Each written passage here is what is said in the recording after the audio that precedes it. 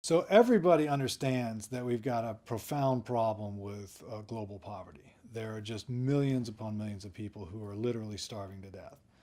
What's unclear is how can we move forward. There's been a great deal spent on foreign aid, and there's a lot of people who are very skeptical of aid initiatives. One idea which I think is particularly exciting and particularly attractive is something called the Health Impact Fund. And this is an idea that I've worked on.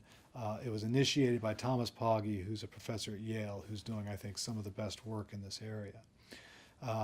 The basic idea is to try and supplement the funding for the pharmaceutical industry so it will generate new incentives.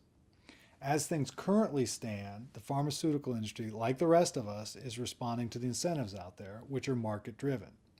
And the fact of the matter is that wealthy people are going bald, they have erectile dysfunction, they've got acne, and they're willing to spend a lot of money to try and remedy these things.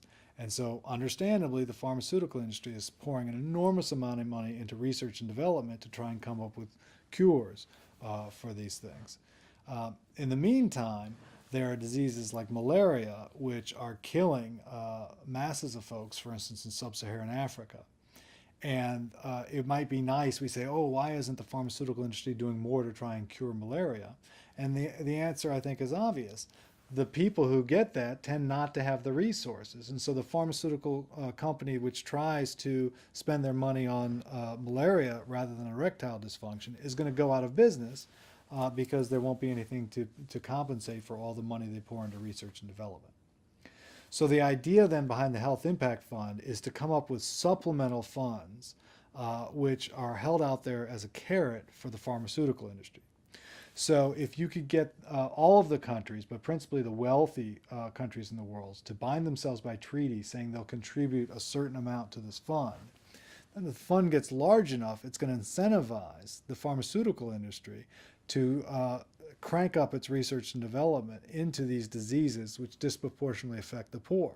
Because rather than saying, what can the poor afford to spend, they're going to say, where can we make the greatest difference to the global burden of disease? So Milton Friedman famously argues that corporations have one moral responsibility, and that is to their stockholders.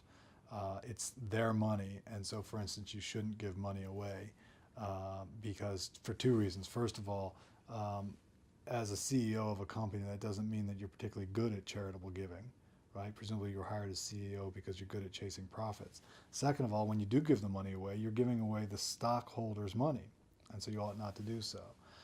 And so if you're inclined towards this, and a lot of people think that's an oversimplification, but if you're inclined towards this, then you think that, look, our companies should just chase profits.